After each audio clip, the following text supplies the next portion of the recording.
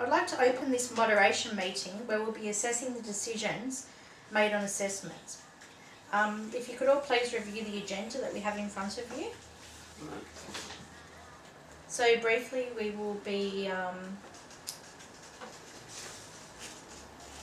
we will need to start by making introductions and signing the attendance form, acknowledging where we have sourced our material from, and our validation activity, we will be reviewing 3 sample assessments for Module 1 and making a decision on whether we feel that they are consistent in their marking. So Sandra, if I could just ask you to sign here just to show that you're in attendance at the meeting.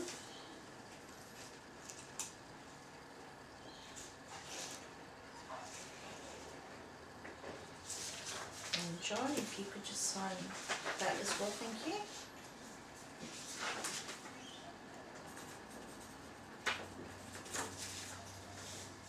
So I will start the meeting with introductions. I'm Leanne and I'm an employee from ABNM and I will be chairing today's panel session. This is John. He is one of my colleagues who teaches this particular subject. He's recently joined us from XYZ Training Institute, so he can provide us with some insight as to how these assessments compare to the others that he was exposed to at his previous training company. That's good. And John, this is Sandra. She is Tony's representative from CTA. So welcome to you all, and I hope that you will find this a productive moderation meeting. Did everyone get the paperwork that I sent to you prior to the meeting? Yes, it was very comprehensive. I've read it through it all. It was good. Yeah. Okay, let's get started. In this particular session, we will be looking at the assessment decisions for Task A of the BSB CUS 301B, which is Deliver and Monitor a Service to Customers. The assessment that we're looking at was a written assessment in which students were asked to explain why the following requirements are good for customer contact effectiveness. Beside each category, write the features of the requirements and why you think it is important to your customer and your career. There were 10 items that they needed to complete, and they were asked to do 2 points per item. Let's start by looking at the assessment plan module so we can see what performance criteria the assessment is addressing. So let's just grab that, John. Here we go. Yep.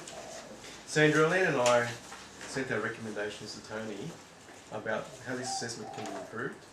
All right.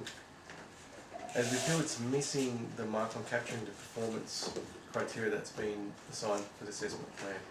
But for now, our task is to assess the assessment decisions on the 3 samples that have been provided. So let's keep on top of that as we move forward. Okay, Tony provided feedback on the peer evaluation session. And I thought your recommendations were quite valid and that we should implement them moving forward. Okay, let's start looking at the samples. Let's compare the answers with the marking guide and see how A, B, C compare to each other. Let's start with the first page of 3 assessments. Look at them side by side. Sample A has provided comprehensive answers that meet the criteria from the marking guide.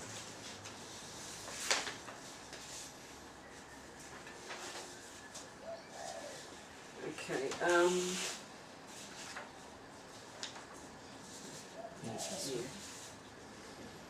Yeah, sample C was the one that I was concerned with. They'd only put 1 point down for half of the question, so they obviously hadn't read the question clearly, and I can't see how that's acceptable, quite frankly. And sample B for me is only half on target.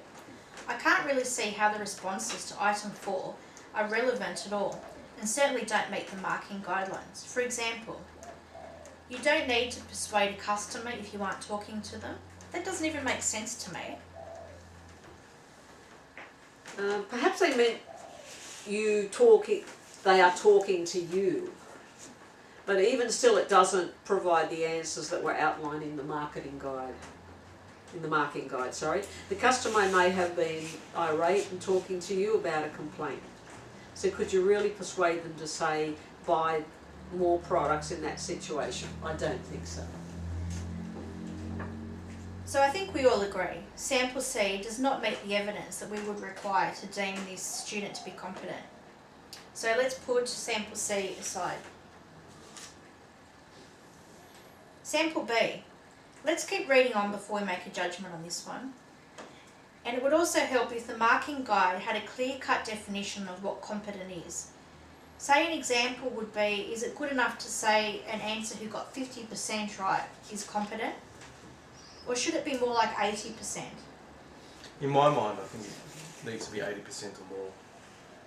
Let's move on and look at the remaining questions for student A and student B. I think learner B is taking a mickey. They seem to be obsessed with their bowling club and the customers to join them for a game. Yeah. I found item 7 response a disgraceful response. Close the deal. We'd never approve using strong arm tactics and making our customers forcibly agree with us at the expense of their own feeling of safety. I'm actually appalled that this and other ridiculous answers on this assessment were deemed to be competent. I have to question the competency of the assessor in this situation. Surely they could have written feedback for the learner to help them improve. Yes, I totally agree that the answers on that assessment are totally inappropriate. I'm really at a loss over this one. There were some good quality answers within there. But if I had to make a call, I strongly disagree with the assessment decision on this one. Look at item 10 about computer skills. The learner didn't even understand the question at all. They're rambling on about computer viruses. Okay, so let's go back briefly to the instructions and let's see if they were clear enough. Look, I think they're clear enough. What do you think, Sandra? Maybe we should change the wording a little. For example, data entry skills, because when I look at sample C, they're not really answering the question either. Okay, let me make a note of that one. So at this point, let's summarise. We agree with the assessment decision for learner A and not competent for learner B. So have we come to a consensus on learner C? Let's look at it now and make a decision. If we apply a rule of my rule of 80% to be competent, then I have to say this learner is not competent. As 5 out of 10 questions only have one answer and not the required 2. Yet the quality of the answers are good and they do meet the marketing guideline. I'm kind of torn on this one as well, but the instructions were clear. So I think we have no option but to mark this as not competent. I think the assessor should have provided the learner with feedback saying the answers were good, however the reason they were marked as not competent was because they didn't read the question properly and were required to complete at least 2 answers per point. Yeah, comments to support the learner have been left blank in all 3 sample assessments. I think it's really important that the assessor leaves some kind of comment as the learners need to have the feedback as part of the learning process. Even a top assessment wouldn't take long to write good luck or something like that, or good work. So learners know that they have the right feedback and are actually on track. This was a key criteria for the staff at my previous place of work, and the students really did appreciate it and benefited from it. I'll write a note of that down for Tony as well. Well, I think we've nearly reached the end of our meeting. Now we need to put together an action plan. I propose that I will complete the assessment moderation checklist and the validation outcome forms and send them to Tony. Just to confirm, we agree that A is competent and B and C are not competent. We feel that it's necessary for assessors to provide feedback to learners so they know how to improve or so they know whether they are on the right track. Do we all agree? Yes, I agree. Yes, I totally agree. Okay, well, I'd like to thank you both for your participation in this moderation session, and I will officially close the meeting. Thank you. No Thank you, problem. Lily. Thank you. Thanks, John.